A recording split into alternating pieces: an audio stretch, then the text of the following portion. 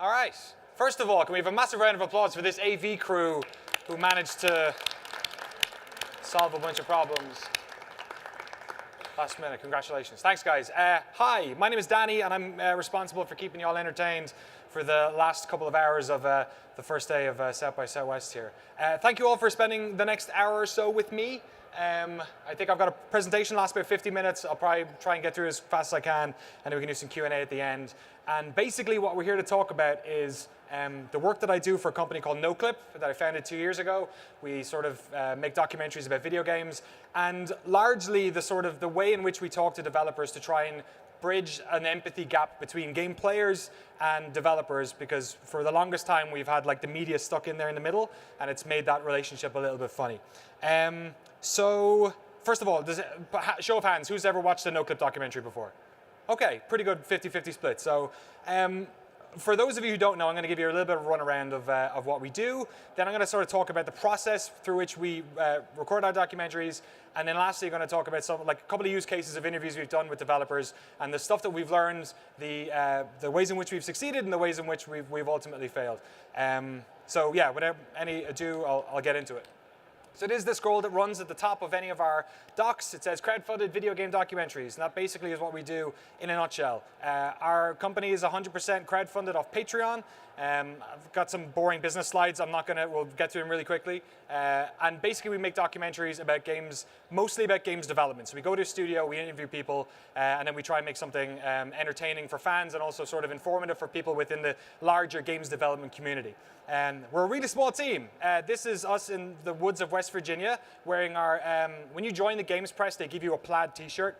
So the two of us are wearing ours here. That's me sitting down, and my buddy Jeremy, who, let's give him a nicer shirt. Yeah, that's way better. He's our DOP and shoots most of our docs. Then we also have Esteban, who works on the East Coast, who does our fighting game stuff. Seems like there's a lot of fighting game fans here, judging by the show floor. And then we also have guest hosts. I do most of them.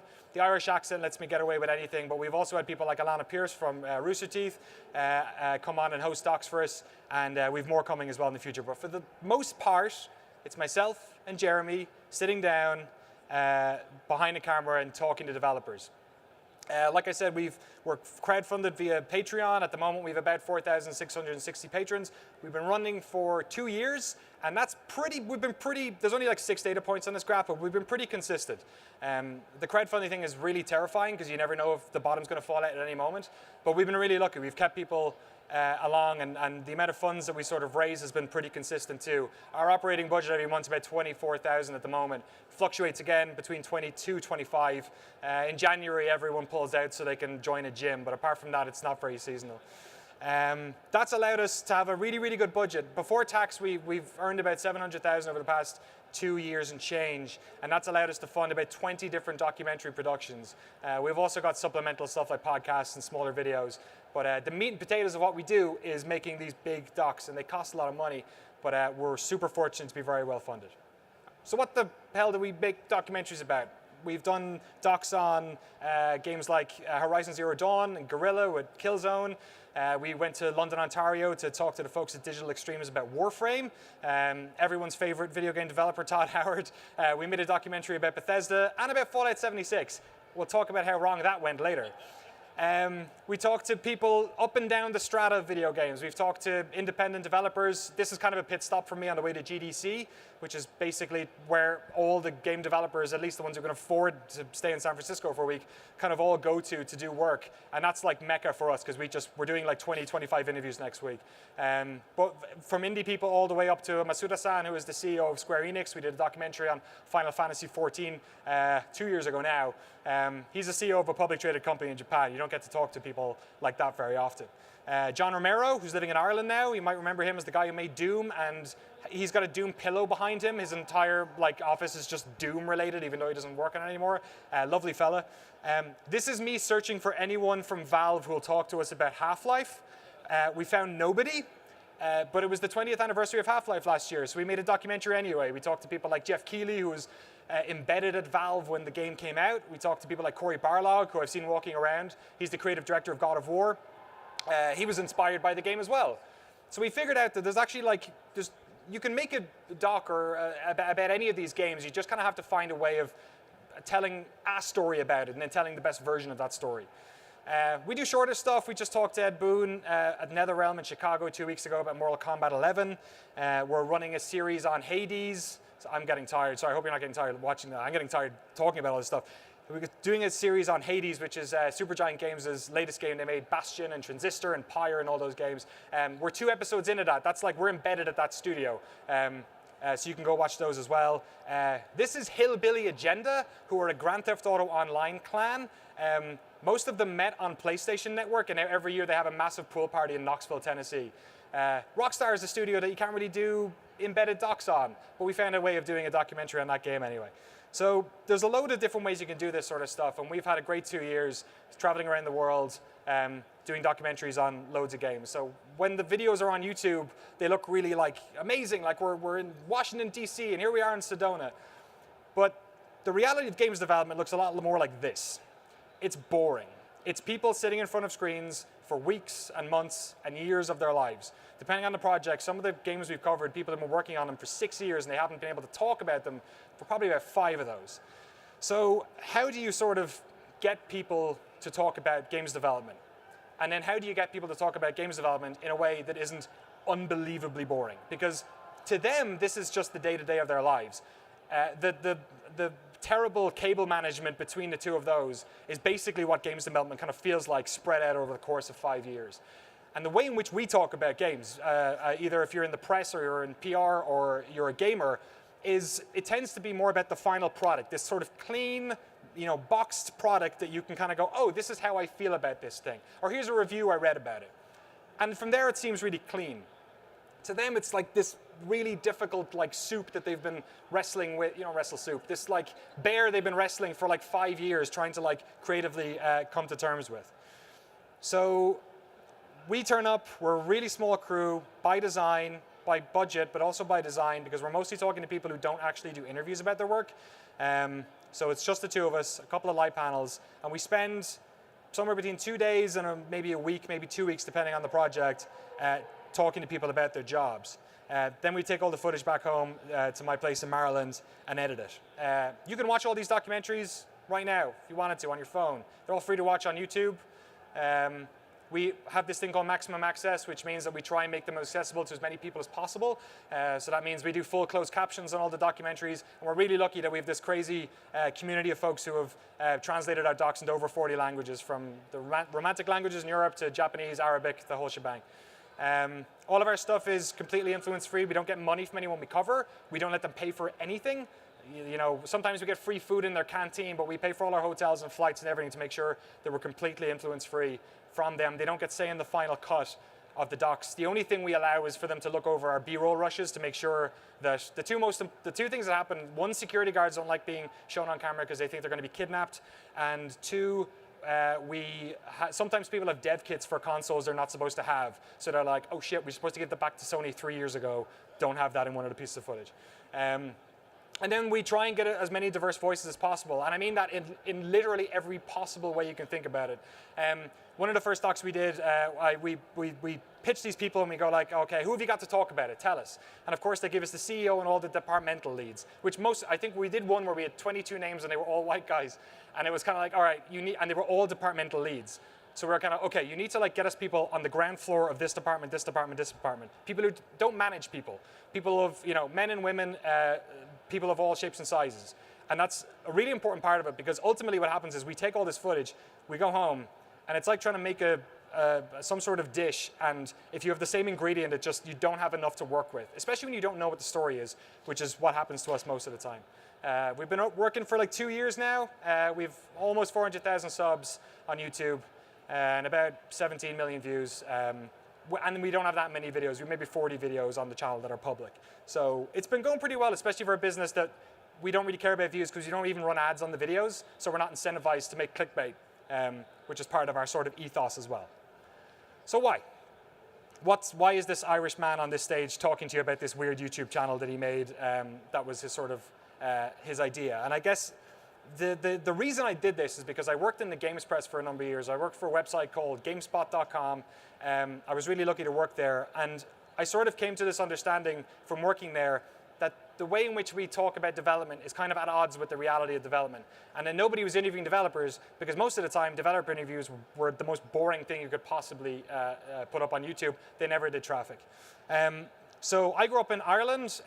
You have to have a shot of yourself as a child playing a video game. This is my Commodore Amiga 600. I'm playing, I think it's Soccer Kid, while the ghost of a little girl who haunted our back garden looks in from outside. I moved to London to try and work in the games press because I tried to make some games and I was really, really, really bad at them. And the first time I ever got to talk to a developer was 2 years before I worked at GameSpot. And we were at the Eurogamer Expo, which now is actually a really popular expo in London. It's been bought by the folks who run PAX. But back then it was a pretty small affair just on the edge of the Thames in London. And I was walking through, I think it was one of the indie rooms with my friend of mine from Ireland, Dennis. And if you think my accent is thick now, you should hear me listen to a person from my hometown. So we were just walking through with our thick Irish accents. And as I got to the other side of the hall, I got a tap on my shoulder. And it was this guy, and he said, oh, you're from Waterford, you're from south of Ireland. And I was like, yeah. And he said, oh, I'm from Dungarvan. It's like a town 20 minutes away. And I'm like, oh, that's cool. You're here as well to play some games. And he said, no, I've actually got a game. You can come check it out if you want. And this guy, he had left a big studio to found his own games development studio. And he had made this game. It was kind of like Excitebike with a sort of an Evel Knievel character on it. And it was called Joe Danger. It came out on PlayStation a couple of years later. This guy's pretty well known now within video game circles. This is him and his crew launching No Man's Sky. Sean ended up being like making a pretty big name for himself for kind of all the wrong reasons. And his story is kind of emblematic of why we do what we do at Noclip. I actually have footage of us interviewing him for the first time, which I want to show, which kind of demonstrates, oh wait, this is not the footage. This is my friend Timur, who now is the editor of GameSpot UK. I don't know why I took this picture. We took the train down to Guildford to interview these guys with our big Canon XL1 camera, which I didn't know how to white balance, so this footage is very yellow, which makes it look like he's got like scurvy. But he's Irish, and I mean, potatoes are a pretty good source of vitamin C, so he probably shouldn't have scurvy. Going to show you a little bit of a video of that interview I did all those years ago. It's really terrible in terms of video quality, but it's interesting in terms of what he has to say. You know, I started off, always wanted to work in games. Like when I was a kid, that's what I wanted to do. I joined Criterion. I actually kind of met Ryan there. We joined around the same week and worked there for a whole bunch of years, loved it, you know, for a couple of years anyway, and kind of worked my way up and that kind of thing. And it was awesome. Then I moved to Kuju, doing like download games, but really at the back of that, I always wanted to do something on my own. And I think we all did. You know, I kind of met Dave and Grant, and we were all friends, and it just kind of happened. It made sense, you know. Since we work and live in this office pretty much, we get a Tesco's delivery to here every couple of weeks. So, you know, we eat 2 or 3 meals here a day kind of thing. So we had our Tesco's guy. Most people who come in have the same reaction, which is just, can I have a go? Can I play? And yeah, we let them sometimes. This guy in particular kept coming back and basically tearing our game apart. Not through anything where he wasn't liking the game or anything like that, but you're watching him and he's struggling with certain bits, or he hasn't gotten how to do this, or he doesn't understand that, or whatever, or he's not reading tutorials more often than not, or skipping a cutscene, and you're just like, oh. You know, so bit by bit we just watched him play, and actually lots of people like him, and just round off all those edges. So this was a shock to me the first time I went to see somebody making games, because games are these, like I said, this really polished, incredible pieces of commercial art that we sort of evangelize and love when we become fans of.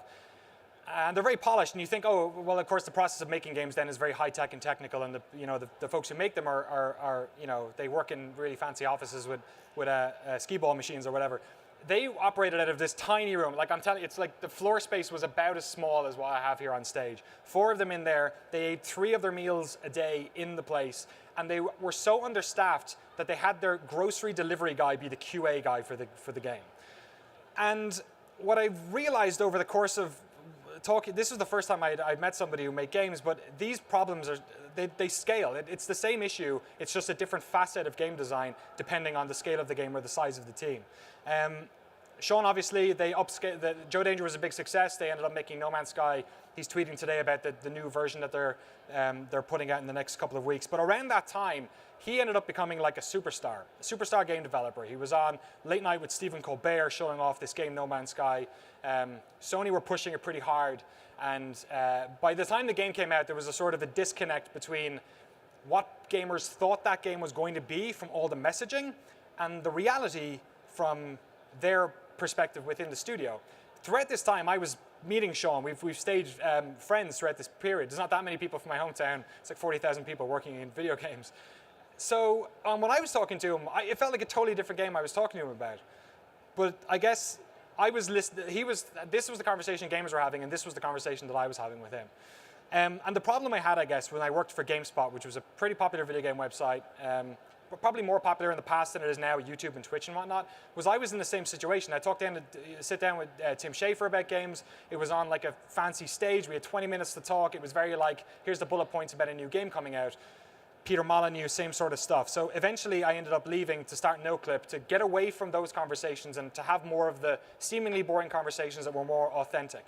And basically the second half of this presentation is showing you a bunch of that stuff behind the scenes and talking to you about the things that we've learned from doing that. And hopefully if you're a game player, it might allow you to have a bit more of an insight into the process. If you work in the media, it might be an interesting look at sort of the way in which we, I don't know, convert rather boring interviews into something substantive and entertaining. And if you work in marketing, then it's free marketing, so knock yourself out. The first documentary we did was with the folks who made Rocket League, which was the reason we did this one was because every game that you talk about when you work in the press is a game that's coming out, so you're just getting that spiel, the like sales spiel from everyone.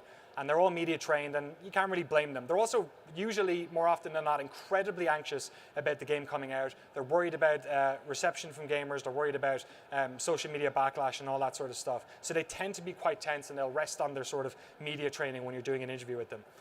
By the time we did this doc, this game was just like the biggest thing in the world. It was way bigger than they were expecting. They had upscaled their staff from like somewhere close to 30 people up to about 70. They had changed offices 3 times in the course of 6 months as an attempt to try and keep this thing together. But a lot of the interviews we're having with them were that same sort of dry, technical sort of stuff.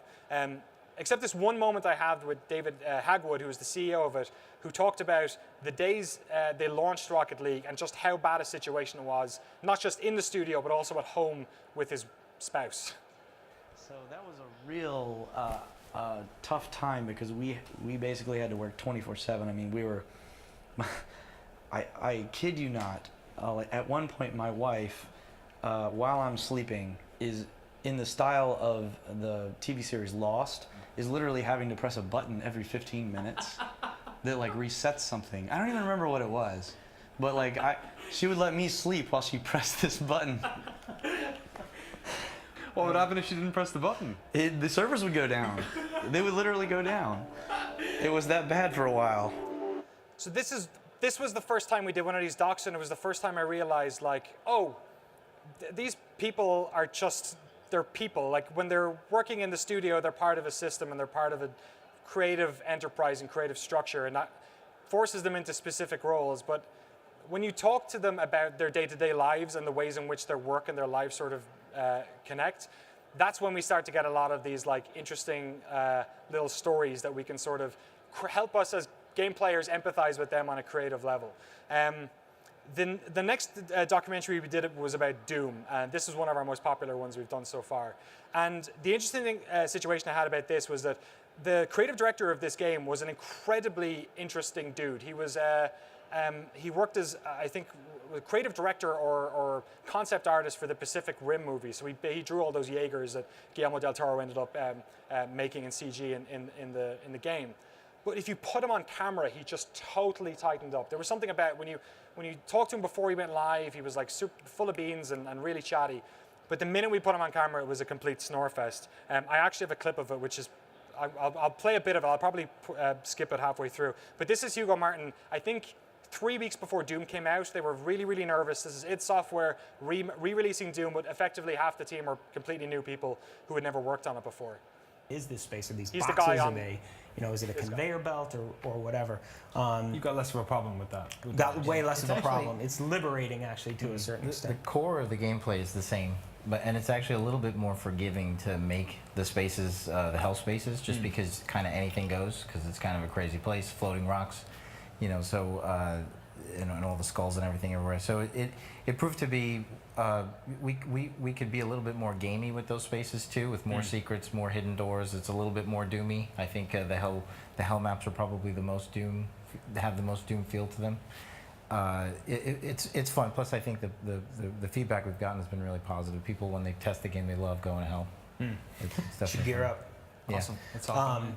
So the hell spaces and then floating rocks and the skulls are made of fire. And I swear to God, this was like most of the developer interviews I did when I worked at GameSpot. When I did the E3 stage show, it was even worse because they were standing in front of a bunch of people like this and they were just so terrified. And the worst thing about it was knowing that Hugo was this super interesting, creative person, and we just couldn't get it out of him. That was the second time I'd interviewed him. So when we did the Doom documentary, we decided to do something special for Hugo. Everyone else we interviewed was in some sort of either a meeting room or some sort of function room or something. For him, we decided to do it in his office, and his office is awesome. He's got like the Jaeger models from Pacific Rim over here, and like video game posters all over the place. I think that's a signed photo of Jean-Claude Van Damme on his wall. He's just like, he loves movies and the tacky ones and the arty ones and everything, and he's a super fun guy. So what we decided to do when we sat down to talk to him was just talk about movies for like, I think we burned through like 30 minutes of memory card or whatever, just chatting about movies he likes and the movies his kids like and just anything to get him speaking about it. And then when it came to talk about Doom, he did this weird thing where he suddenly started to talk about the game in relation to the movies that inspire him, which we didn't expect to happen. But it ended up creating this these incredible moments that we decided to make a completely separate documentary just about the design of the first 10 minutes of Doom 2016, because he just kept coming out with these amazing little references that people could sort of pick up on. I've got one of them here, which is about how the sort of the first 30 seconds of Doom is basically inspired by RoboCop. In RoboCop, in a good action movie, the characters kind of learn about who the hero is by what people say about him or to him. So in RoboCop, when you're slowly being made into RoboCop, which is one of the most phenomenal sequences I've ever seen. Everybody knows it. It goes black, and then they put the lens on and all that stuff. We studied that, and it was sort of a big inspiration for the intro to Doom. And there's this great scene where just the moments where he goes to shake his hand and he crushes his hand. She's like, 1,500 pounds of foot pressure. He could crush every bone in your body. And you're like, RoboCop's just a fucking badass, dude. And then the guy goes up to him and he rubs his hand. He's like, you're gonna be one bad, mother effer. And that, I just cursed. I don't know why I said mother effer. Right there, you knew RoboCop's badass. And the way that they go into his tracking and everything, they just indirectly are telling the audience, RoboCop's super badass. Everything he does is going to be awesome. So when you see him walk into that grocery store and he just aims and shoots, there's all this subconscious stuff going on of he's just not a guy. He's got a targeting system. It's fucking crazy. Wait till he picks up that guy. It's 1,500 foot pressure. It'll crush his hand.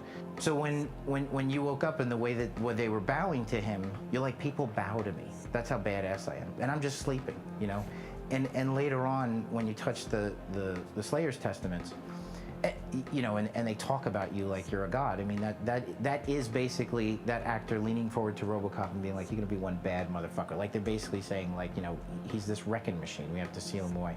It's just so funny when you got to the suit and you walk out and you want to see it again. It's just Giant Bomb wrote this great article and listening to their podcast and other people's podcasts.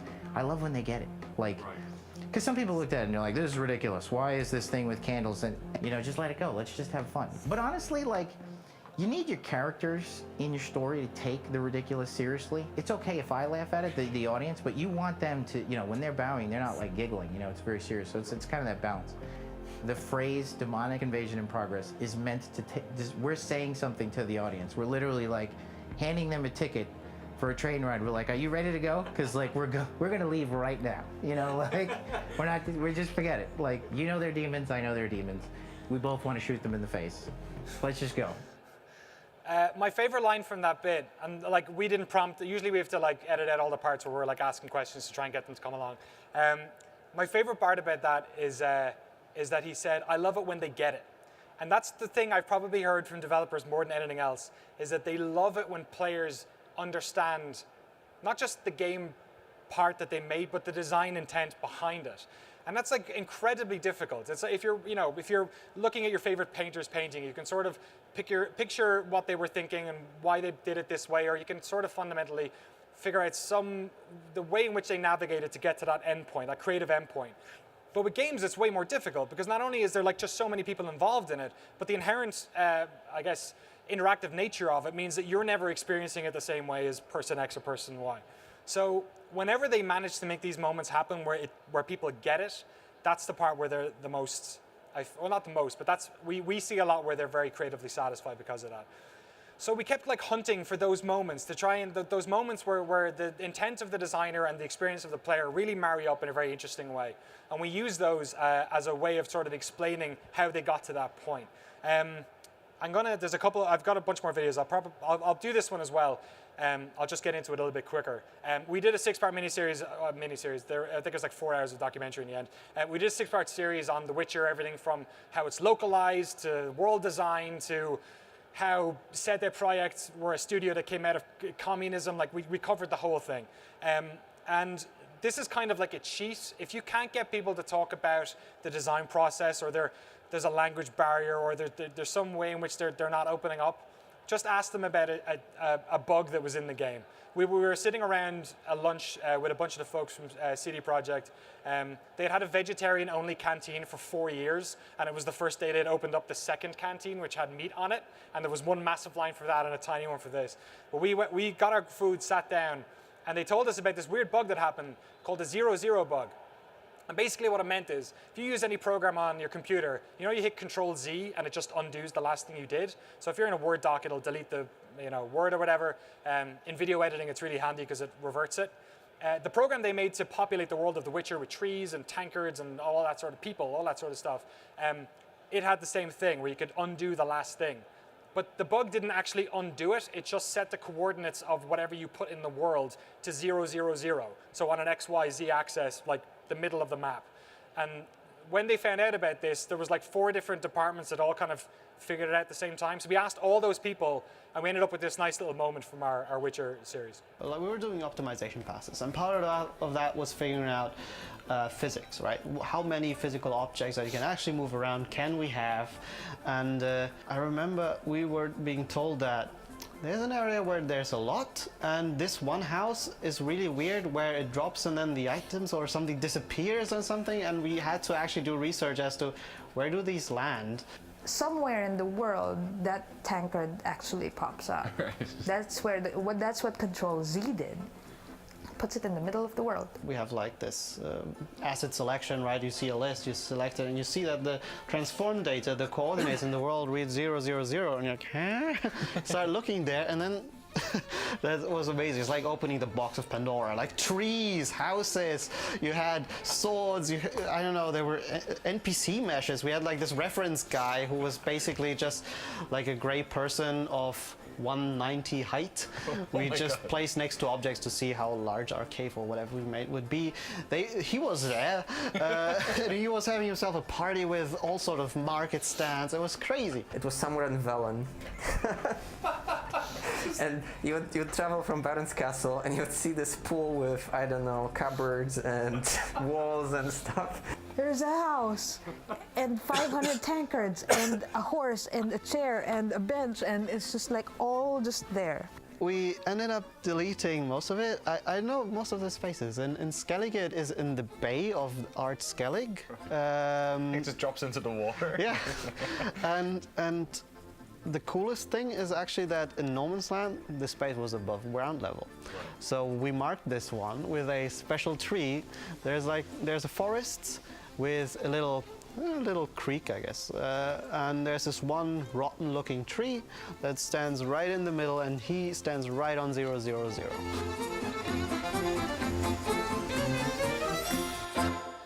It's a good thing I did a presentation with lots of videos so I can help my nosebleed in between them. Thank you so much. I really appreciate it. It was very kind of you. So yeah, it's getting them to talk about just the dumb stuff that happens in their day-to-day. Sometimes it's like, it's useful. Sometimes it unlocks a little bit of personality and shows a little bit of the connectivity between the teams. But it's not the bones of games development. The bones of games development, like a lot of the time, is not the most entertaining thing in the world. It's especially with bigger games. It's large departments that are trying to work with other departments, and a lot of the nuance of that type of stuff comes down to like boring business structure stuff. So the next doc we did in Europe was about the design of Horizon Zero Dawn, which Guerrilla did. They'd made Killzone, which was basically like the two games could not be different. One was a first-person space Nazi murder simulator, and the other one was this like third-person female protagonist, open world, gloriously colorful open world game. They totally opposite sides of the creative spectrum. So the way when we went there, we basically wanted to figure out, how did you do this? How do you restructure a team of, this is a Sony first-party studio, so they probably have like 400, 500 people working on these games. How do you restructure your team that made this type of game to make this type of game? I'm going to wipe my nose a bit while you guys watch this. How it works over here is that we don't have a sort of like single creative director that controls everything. A group of 3 people, game director, the art director, and the narrative director, that together sort of creates the creative board. One of the things basically that we established quite early on is this design process, and it sounds a little bit pretentious, but it's called intrinsic ideation. It's quite a mouthful. But the whole idea is basically that within this sort of design philosophy, you can't just do something because it's cool. It's a way of avoiding what people call the rule of cool. Like if you have an idea and you just add another cool idea on top of it, another cool idea, then basically the idea must be cooler. But then you end up with, dinosaurs riding sharks with lasers. So the idea was really basically like everything has to come from things that we have already established as truth to the world. So with Horizon, when we started, we created small experiences, small playable experiences, that allowed us to kind of create these moments, these encounters with machines through a bit of nature with a female character, and everything didn't look like it looks today when the game shipped, but at least you could see the potential and you could get a feel for it. And by playing this over and over and by adjusting things, you also you learn quite a lot. You learn about the density, you learn about the pacing, you learn about positioning, landscaping, many things you can learn from just playing your own prototypes, and that's an approach that I personally really like. Rather than having a brainstorm at the start and then do implementation, it's a process where you implement and you analyze, you evaluate, you have some conclusions that you then brainstorm about, and then you implement those again, you evaluate, you have some conclusions, and you go through this cycle. And with those cycle, you try to bring something to a better standard. What Angie Smets there at the end said was kind of what I learned as a creative person myself to do with these productions, and we've definitely learned a lot over the past 2.5 years. When I go back and watch some of our earlier stuff, it's like that thing where you're a little bit embarrassed. You're like, oh, we should have done it this way, should have done it that way. And what Angie was talking about there, that idea of going over things over and over and over again, we've tried to sort of make that part of our process, because we only have one shot at any one of these stories. Well, we might do a Doom Eternal doc, who knows, but we'll only ever get to tell that first story that one time. So that's why we've spent longer interviewing people. Our interviews tend to be like 2 hours long. When we did the Final Fantasy XIV stuff, we spent, I think it was 7 hours with Naoki Yoshida talking about the process. It's quite labor-intensive work, and the edits are really long, and they take weeks and weeks and weeks. But that idea of just like playing with the form and changing it, it's actually taught us how to make better films as well as a result. Oh, sorry, thought Angie was up there. So our last video I'm going to play for you now is the time we didn't do a good job, or at least in retrospect, the doc we made doesn't really ring true anymore, and that's our project on Fallout 76. So we did 2 documentaries with Bethesda. I ended up moving to Maryland from California, and I live about 30 minutes from the studio. So when they asked us, could we do something on an upcoming game that was coming out, I was like, absolutely, but I want to stay at the studio for like a week or two and we want to do a documentary about everything you've ever done. So we made two. We made one which was a 90-minute doc on everything from before they were bought by ZeniMax the whole way to, I believe Fallout 4 was the latest game they had made.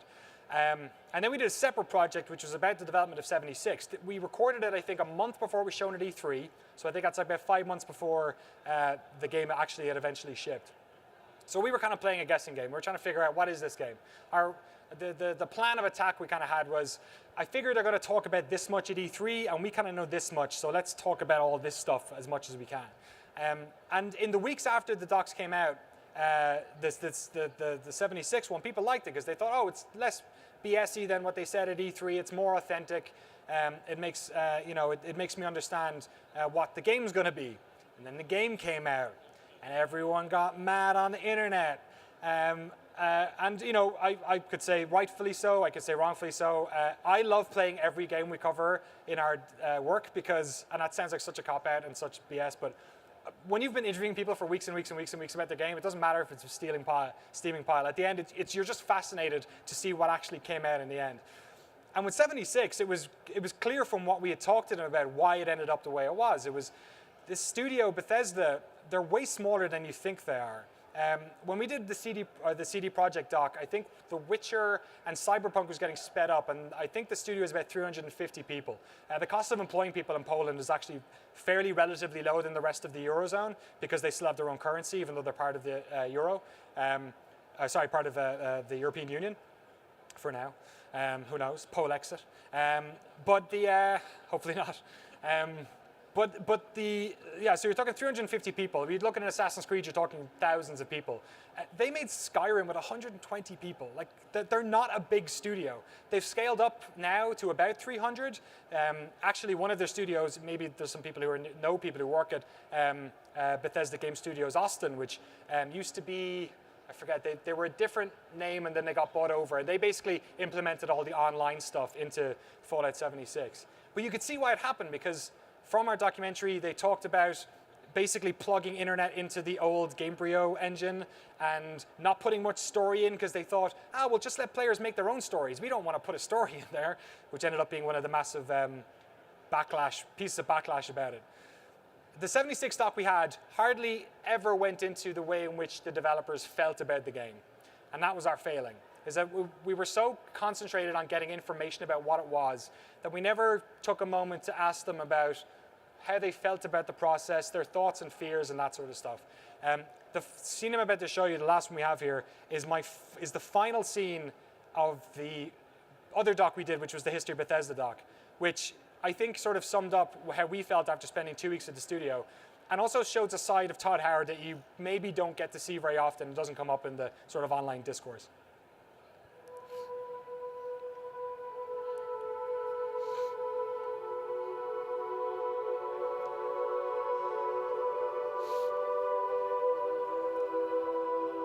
What are some of the things that you're most proud of?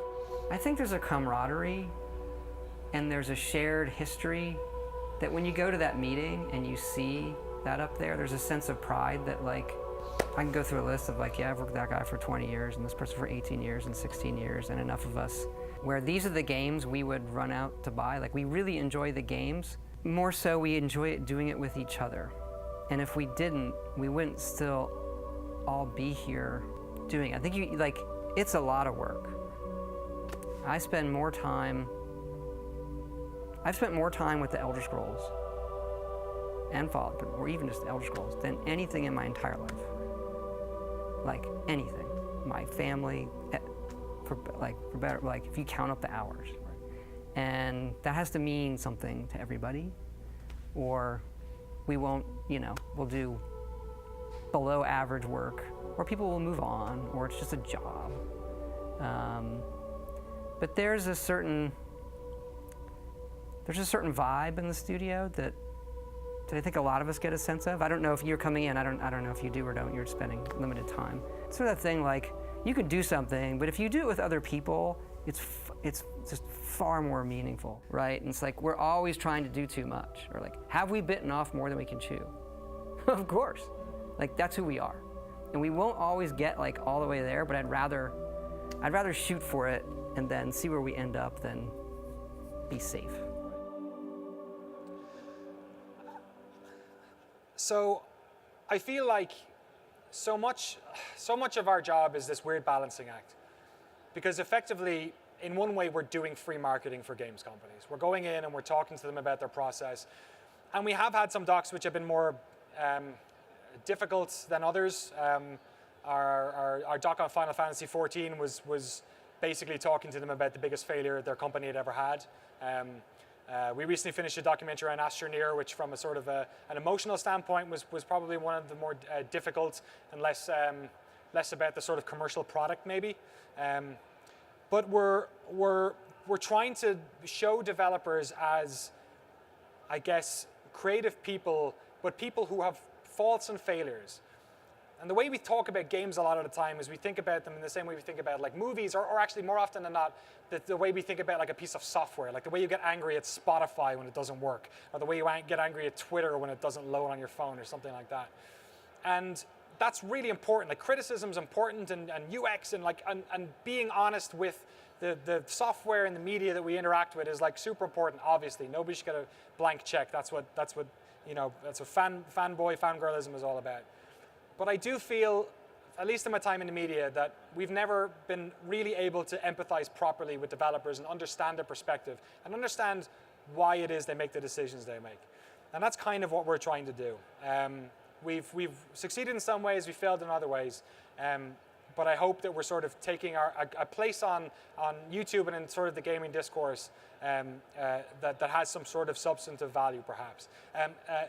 I really do feel like that there's been no better time to talk about games. I mean, you go to YouTube Gaming's trending page and it's just a bunch of Fortnite videos, but like, how cool is Fortnite?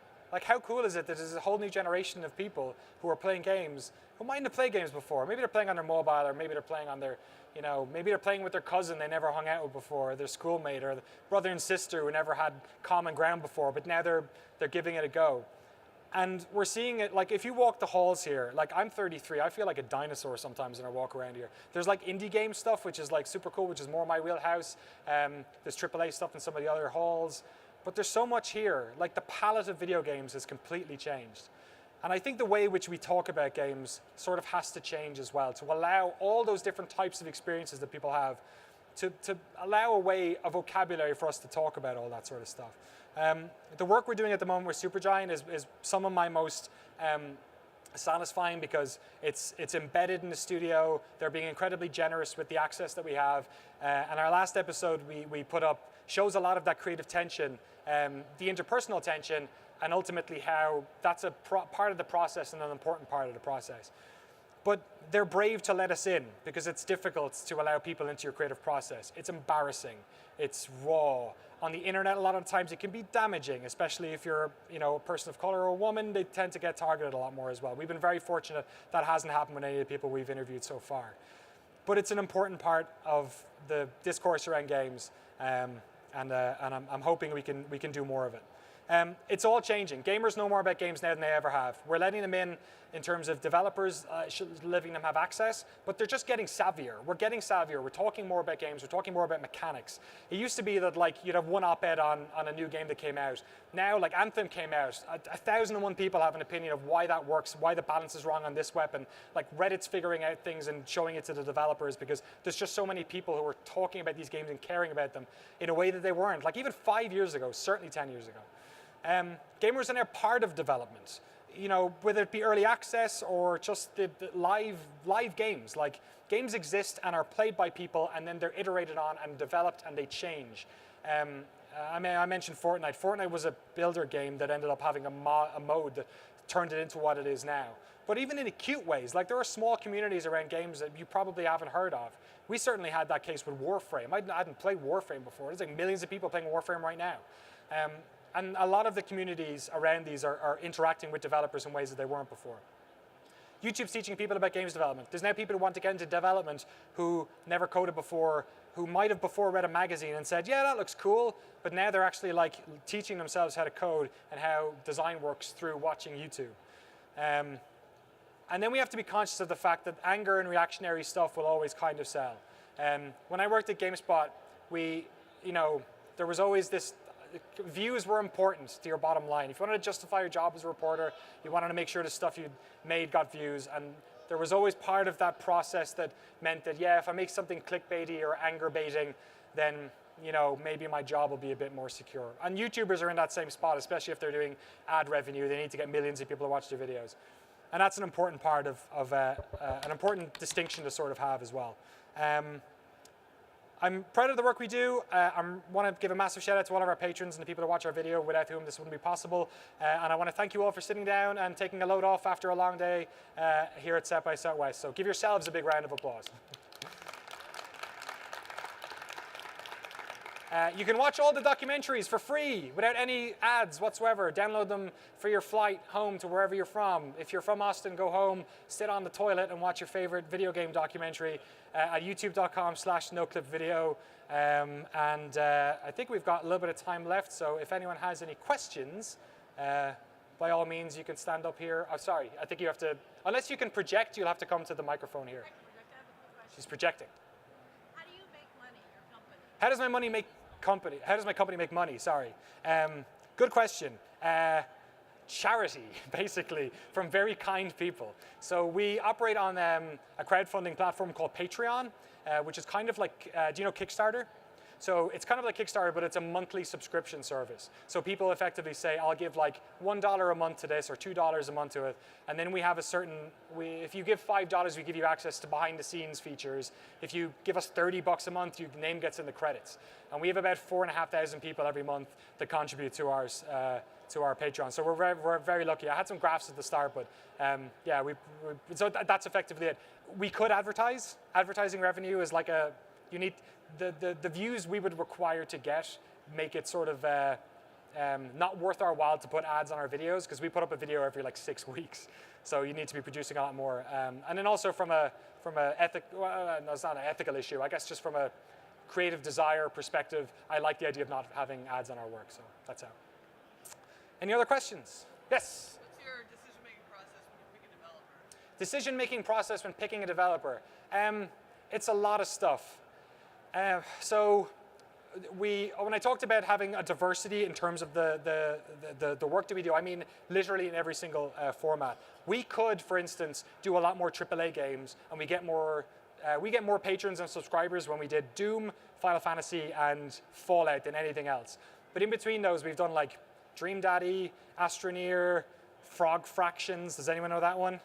Yeah, it's a Flash game, So we try and basically, like, whenever we talk to developers, one of the things they hate is that they've only got like, maybe they're like 50 years old, they've got a career of like 10 years left, they're like, all right, I got 2 games left in me, because it takes so long to make them. And it's the same for us in the docs. We can only pick so many battles. So we try and make sure that we have a sort of a good palette of docs that appeal to different types of people. So indie stuff, AAA, online, offline, very creative artistic games, more shooter fodder, that sort of stuff. We get pitched a lot now at the start. I had to ask for stuff. Basically all the big AAA stuff has been pitched to us. It's the indies you have to hunt down because they don't have PR people paid to ask you for it. Yeah, go ahead.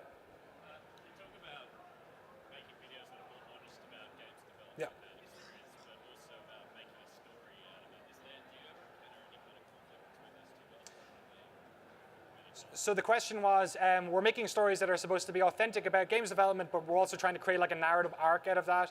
And is there any sort of conflict within that? To a varying degree, it depends on the story, but the short answer is yes. Like you're trying to force a narrative arc onto something. Usually when like documentarians take on a project, they have either they're embedded with something and they're waiting to see where the arc goes, or they already know what the story. Like Netflix docs now are basically like, you've read the Wikipedia page, here is us interviewing everyone about it. And that's kind of what we do as well. So some stories we kind of know what the arc is already before we go into it, and then it's a case of just squeezing the sort of like human drama out of it. And is this guy like, what's he? Terrifying. Does he know he was mic'd up when he was eating chips? I don't know. So sometimes with some docs, the stories are really obvious, or it's about the game to the point where we don't need to like make an arc in there. And then there are other ones where we need to I don't know, like make some of these parts that maybe wouldn't be as interesting, but they serve an arc into it. It's hard to talk about it without talking about a specific one, but the answer is like, yeah, there's definitely a creative sort of wiggle room there. Sorry, was it? Yeah, sir. In an industry that's as paranoid as it is about impression management and information management, how do you get access? How in the world do you convince people Right. to this embarrassingly raw level? Yeah. The question is, in an industry that's quite shuttered up about access to information and whatnot, how do we get access to it? I guess there's probably two main answers to that. One is we generally, for the most part, we talk to people after the game has come out, and at that stage, they're in kind of a like there's nothing to lose mentality. Also, most of the games that we've talked about post-release have done well. So they're happy to talk about the bad parts because ultimately it all worked out and we all still have jobs and the game sold, right? Final Fantasy 14 is probably a good example of that one and how raw we got. We've obviously 76 is not that, and obviously our work with Supergiant on Hades is not that either. But I think there's lots of different reasons. I think PR people like having like a glossy documentary made about them, that even if they're not totally in control of the message, in a way it's better for them because it is more authentic. So it's not like they did a developer diary series and nobody watched it because it was just a commercial that lasted 20 minutes. And then the other part, which probably I'm proud of, is that a large portion of our viewers, which was not the plan, but we've come to understand, are actually working in development themselves. And they're watching other studios and seeing how they work. And maybe they knew someone at like, studio down the road, or maybe Firaxis in Baltimore knows some people at Bethesda and they talk about stuff. But for the most part, everyone's kind of creatively siloed in their own part of the world. So what happens, we get a lot is that, like, for instance, next week at GDC we're doing 20 interviews. I'd say about half of those interviews are people who talked to somebody we did a doc about and were like, oh, you should talk to Noclip, they're trustworthy, or they won't mess you around. So that's kind of how we get access now anyway. It's changed a lot. Go ahead. No problem, thank you. Am I accepting applications for documentaries or for work? For documentaries and work. For documentaries, we constantly take them. Sometimes it takes years for them to come together. Our Warframe one took about a year. We did one on Astroneer, which you should play and can play right over there in the hall, which was pitched to me right when we started. So it took 2.5 years to get around to what we did. But unfortunately, we turned down 20 times more than we actually managed to do. So yeah, I'm doing a meet and greet afterwards. You can come over and say hey. We also have, if you don't want to come over, we have a forum on the website, noclip.video. If you go to a contact page, there's a forum. You can send it to, it goes straight to my inbox. And I read everyone and reply to everyone. You probably won't get a reply for the next 2 weeks because we're at GDC. But and then in terms of work, in terms of contractors, we're really well funded, but this type of work, editing is super labor intensive and costs a lot of money. So our operating budget's like, we keep it pretty tight. We have a war chest in case, crowdfunding, who knows. But we're also looking at funding other people's projects as well as taking people on depending on where they are in the world. So same thing, come talk to me. There's a forum on the website. Creative people are everywhere and we don't know them all. So we're happy to hear from folks all the time. I think I've got time. Yeah, a couple more questions if anyone has any. I got another one. Another question. If you could be embedded with any game Oh boy. that has already been out, Okay. pre-release, what game would that have been? Okay, so if I could embed, okay, if I had a time machine and could go back in time and embed with any studio before the game came out, what would it be? I would say, the one on the tip of my tongue right now is Red Dead Redemption 2. The two studios that I thought we'd never get access to were Bethesda and Rockstar. And Valve. I was right about Valve. Bethesda actually, weirdly enough, approached us, which was super cool. Rockstar is still my golden calf or whatever. I don't know. That's the one I'd love to do if we could do it. But as you can imagine, they're not particularly forthcoming when it comes to the ways people are working there. Well, they're trying, I'm sure, but it's a challenging one, definitely. No Man's Sky is another one. Another one that hopefully maybe we'll get around to someday. I don't know. I'm not holding my breath. But probably that as well. And then from a purely little boy who grew up with a Commodore Amiga 600 growing up, I'd probably say, do people know Cannon Fodder? you know Cannon Fodder? Yeah, it's an old Sensible Software game. Yeah, probably that. It was one of my favorite games. I got to when I worked at GameSpot, I got to interview the lead devs of those games, but retroactively. And one of the things I've learned is that if you ask somebody about a game that came out more than 5 years ago, they can't remember anything. So we did a whole video with some of the folks who worked on Deus Ex about how they're constantly asked about Deus Ex and they don't remember anything about making Deus Ex. So I definitely need the time machine for that one. Any more questions? Y'all jonesing to get out there? All right, thank you so much for hanging out with me today. And if you want to come outside and ask questions there, I'll be there. Thank you so much.